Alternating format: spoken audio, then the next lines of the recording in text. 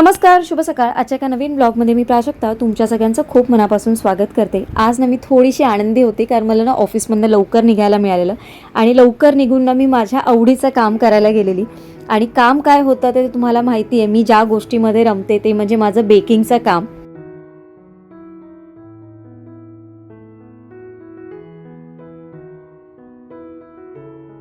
आज bank holiday होता आणि सचिन पण घरी असल्यामुळे मी त्याला स्टेशनला बोलवलं आणि मग आम्ही आमचं जे सामान होतं मला बेकिंग रिलेटेड आणायचं होतं ना तिथे गेलो.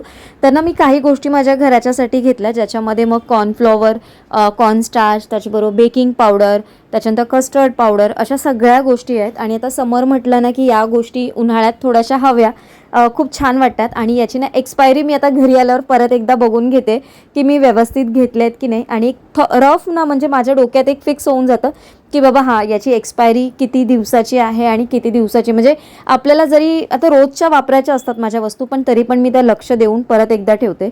तर आज तुमच्याबरोबर शेअर करते बघा की मी केक, बिस्किट्स, कुकीज किंवा मफिन्स वगैरे बनवण्यासाठी ना किती प्रकारच्या साखर वापरते. तर जवळपास 4 ते 5 प्रकारचे साखर्स मी यूज करते.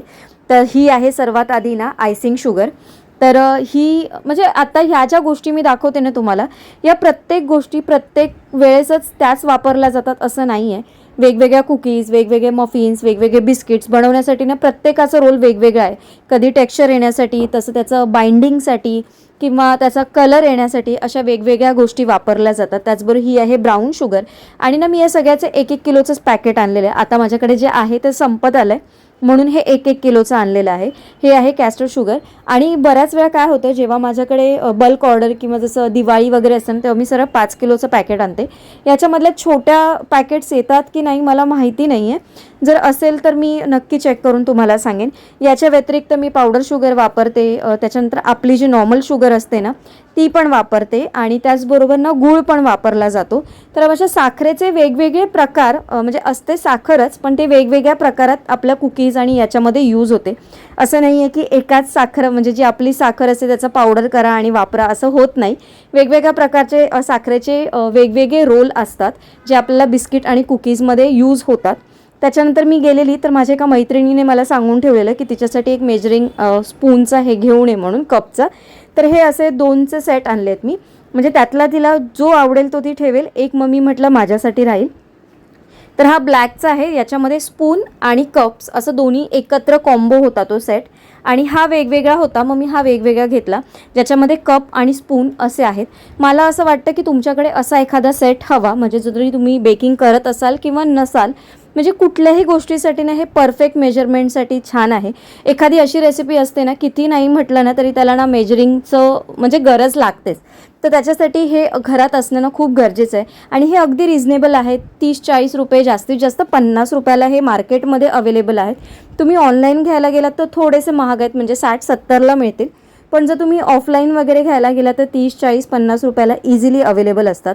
त्याच्यामुळे मला असं वाटतं तुम्ही असा एखादा सेट नक्की तुमच्यासाठी घ्यावा. इथे ना मी कोथिंबीर घेतली आहे आणि ही धुवून सुकायला ठेवलेली. खूप जास्त सुकलेली नाही आहे, थोडासा ओलावा आहे याच्यामध्ये. तरी पण मी ती कापून घेतली आणि ना आता ती परत थोडीशी सुकण्यासाठी मी फॅनखाली ठेवून देणार आहे. आणि त्याचबरोबर मी याच्यामध्ये ना कोथिंबीर आणि ॲक्च्युली मला वापरायचं तो कोथिंबीर, मेथी, पालक, कोबी असं काहीतरी मिक्स करायचं होतं. पण कोबी माझ्याकडे अवेलेबल होता, मेथी होतं, पालक नव्हता. म्हणून मग मी विचार केला की मग मेथी, कोबी आणि कोथिंबीर अशा 3च वस्तू होतील. म्हणून मग मी स्किप केलं आणि म्हटलं फक्त कोथिंबीर आणि कोबी याच्या वडी करू.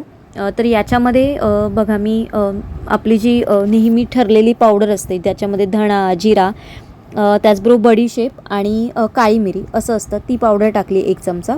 हळद टाकली आहे, भरपूर असे तीळ टाकलेले आहेत. याच्यामध्ये थोडंसं अख्खं जिरं पण मी टाकणार आहे, त्याने चव दाताखाली येते आणि तेव्हा छान लागतं. त्याच्यानंतर याच्यामध्ये लाल मिरची पावडर टाका किंवा घरातला मसाला किंवा तुमच्याकडे आलं लसूण पेस्ट असेल ती वापरा किंवा लसूण वापरा, जसं तुम्हाला आवडत असेल तसं. इथे मी मीठ टाकलं आहे आणि हे सगळं आहे ना आपण सर्वात आधी मिक्स करून घेणार. आणि मिक्स करून एक 10 ते 15 मिनटं असंच ठेवायचं, म्हणजे याला ना चांगलं पाणी सुटतं मिठाने. आणि ज्या सुटलेल्या पाण्यामध्येच आपण सगळं आपलं जे पीठ वगैरे आहे ना ते याच्यामध्ये मिक्स करणार आहे. तर आपण बऱ्याच वेळा वेगवेगळे पदार्थ ट्राय करत असतो, म्हणजे आपल्याला काय वेगळं करता येईल त्या पदार्थामध्ये ना, असं नेहमी ठरवत असतो आणि त्यानुसार आपण पदार्थ करत असतो. पण मला असं वाटतं की जेव्हा आपण व्हेरिएशन्स करत असतो ना, तर त्या पदार्थाची मूळ चव पण ती पण तशीच राहिली पाहिजे, याचा पण आपण विचार केला पाहिजे. तर इथे मी वडी करताना बघा ना, आज घेतलं आहे मिक्स पीठ घेतलं आहे, जे माझ्याकडे मिक्स भाकरीचं होतं. त्याच्यामध्ये ज्वारी, बाजरी, नाचणी आणि तांदूळ ते होतंच. त्याच्या व्यतिरिक्त मी ना 2 चमचे अजून त्याच्यामध्ये थोडासा कुरकुरीतपणा यावा, कारण बाकीच्या पिठामुळे थोडेसे ते सॉफ्ट होणार, म्हणून मी थोडंसं 2 चमचे बेसन आणि 2 चमचे तांदळाचं पीठ असं याच्यामध्ये टाकलेलं आहे. आणि ना हे सगळं मिक्स करून घ्यायचं. मिक्स करून झाल्यानंतर हे जे पीठ आहे ना, हे आपण असंच ठेवून देणार आणि याच्यामध्ये पाणी पण मी ओतणार नाही आहे. जेवढं मिठाचं पाणी सुटलं असेल ना, त्या पाण्यातच हे घट्ट मळून घ्यायचं. तुम्ही जर पाणी टाकलं ना, तर ना वडी अजून म्हणजे पीठ खूप जास्त होईल आणि त्याच्यात पाणी पण जास्त झाल्यामुळे ना वडी सॉफ्ट होईल, थोडी अशी कुरकुरीत अशी होणार नाही. त्याच्यामुळे जेवढं तुम्हाला एक घट्ट मळता येईल ना, तेवढं घट्ट मळायचं. आणि मग एक माझ्यामध्ये 15 ते 20 मिनटं तरी तुम्ही हे असंच साईडला ठेवून द्या. साईडला ठेवलात की ते पीठ आहे ना व्यवस्थित थोडंसं परत म्हणजे काय बोलतात त्याला, थोडंसं पाणी सुटेल. आणि आता ना आपण भेंडी मसाला तुम्ही म्हणू शकता आज आपण करणार आहोत. त्याच्यासाठी मी सर्वात आधी खोबरं घेतलेलं आहे. त्याचबरोबर ना माझ्याकडे कैरी होती, तर मी कैरी वापरणार आहे. मी टमॅटो वगैरे वापरणार नाही आहे. याच्यामध्ये थोडेसे 1 चमचा धणे टाकलेले आहेत. थोडासा कांदा टाकायचा याच्यामध्ये आवडीनुसार. थोडीशी कोथिंबीर टाकलेली आहे. तुम्हाला जर लाल मिरची आवडत असेल तर लाल मिरची, किंवा हिरवी मिरची आवडत असेल तर हिरवी मिरची. हा मसाला नाही आहे, ही काश्मीरी लाल मिरची पावडर मी वापरलेली आहे. 2 ते 3 लसणाच्या पाकळ्या टाका. मी ते 5-6 लसणाच्या पाकळ्या घेतल्या, ज्याच्यामध्ये त्या थोड्याशा पाकळ्या ज्या आहेत त्या आपण फोडणीला वापरणार आहोत आणि थोड्या ज्या आहेत त्या आपण याच्यामध्ये साराच्या वाटपाला टाकणार आहोत. पाणी टाकून हे वाटप अगदी बारीक वाटून घ्यायचं. खूप जास्त जाडसर असं नाही ठेवायचं. जेवढं तुम्हाला बारीक करता येईल ना तेवढं बारीक करा, त्याने हे सार अगदी छान होईल. आणि मी भेंडी आहे ना आधीच फ्रीजमध्ये भाजून ठेवलेली, मग याच्यामध्ये तुम्ही सार करू शकता किंवा त्याचबरोबर भाजी पण करू शकता. तर मी आज भेंडी मसाला, जसा आपला कोलंबी मसाला वगैरे अशा पद्धतीने जे असतं ना साराची रेसिपी, तशा पद्धतीने भेंडी मसाला. आज सार याच्यासाठी नाही म्हणत आहे, कारण ना सार टमॅटो वापरतात आणि थोडंसं पातळ असतं. याची ग्रेव्ही थोडीशी मी जाडसर ठेवणार आहे, म्हणजे ती व्यवस्थित खाता येईल अशी. त्याच्यासाठी म्हणून याला भेंडी मसाला असं मी नाव सुचवलं आहे. तुमच्याकडे काही वेगळं नाव असेल तर मला नक्की कमेंट करून सांगा.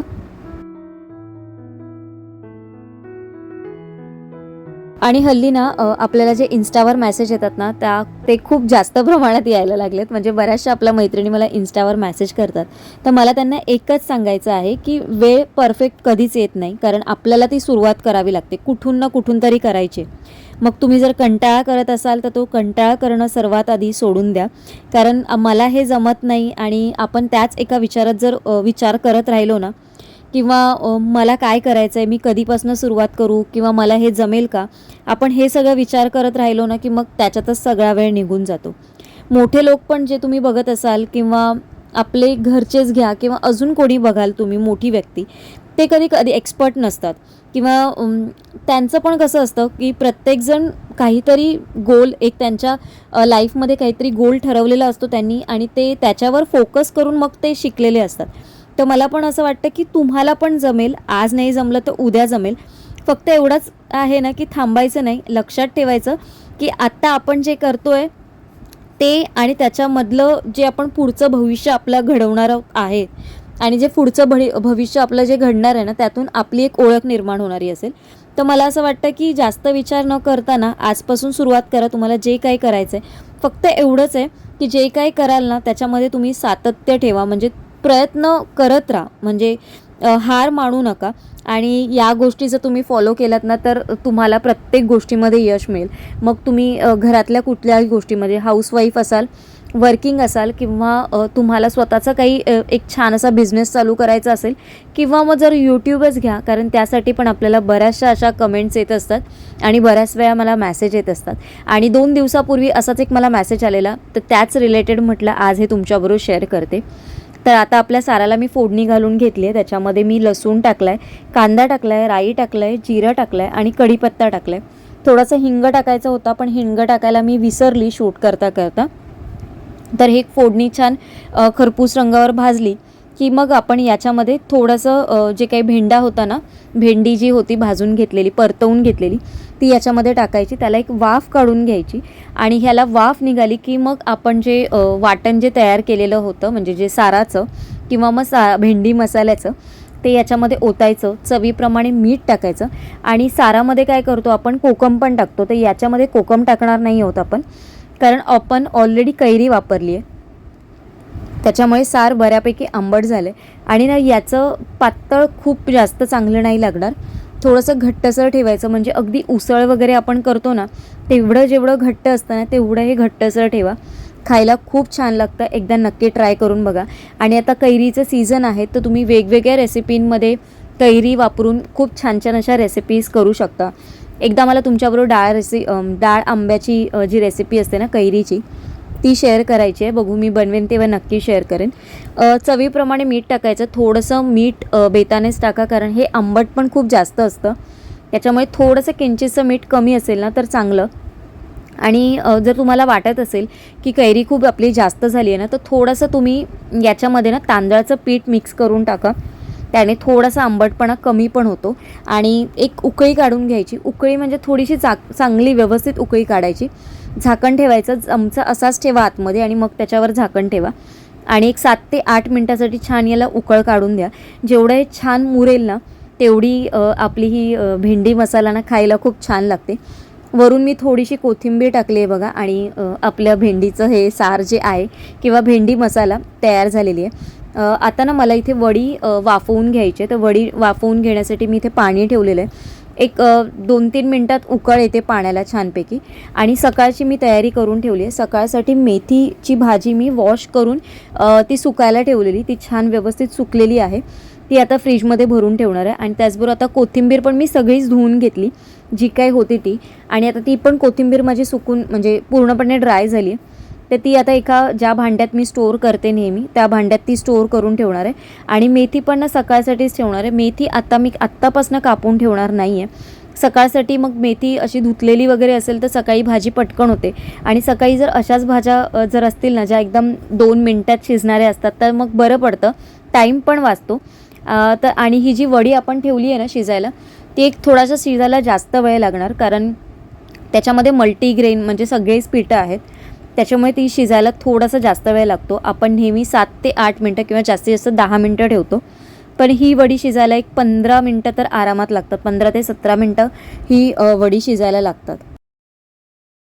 आणि आज चपाती भाकरी वगैरे असं काही नाही आहे, जे डोशाचं बॅटर उरलेलं त्याच्याच म्हटलं आंबोळ्या करून घेऊ, अगदी 4 ते 5 होतील छोट्या छोट्या, म्हणून म्हटलं त्याच करून घेऊ. आणि या रस्स्याबरोबर किंवा या जो भेंडी मसाला केला आहे त्याच्याबरोबर त्या खायला खूप छान लागतील. आणि आज मी भाजी वगैरे काहीच करणार नाही, भेंडी मसाला असणार आहे, राईस असणार आहे, या आंबोळ्या असणार आहे. आणि ही जी वडी आहे ती आता फ्राय करणार आहे मी, म्हणजे डीप फ्राय करणार नाही आहे, शॅलो फ्राय करणार आहे, थोडीशी थंड करून घेईन आणि मग ती वडी असणार आहे आजच्या मेनूमध्ये.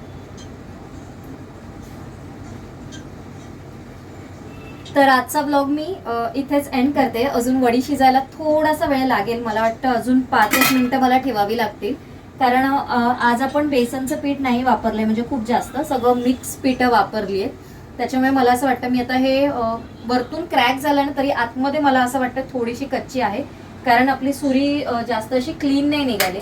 आणि त्याच ह्याच्यात जर मी काढली ना तर ती जेव्हा आपण कट करायला जाऊ ना तर ती अशी प्रॉपर कट होणार नाही, ती कुस्करली जाते. त्याच्यामुळे मग आता ही थोडा वेळ अशीच होऊ देते मी. आणि आजचा ब्लॉग आशा करते तुम्हाला आवडला असेल. आजच्या ब्लॉगसाठी काही सजेशन असेल मला नक्की कमेंट करून सांगा. उद्या एका छानशा ब्लॉगमध्ये भेटते, तोपर्यंत सगळ्यांना Shri Swami Samarth, bye bye and take care.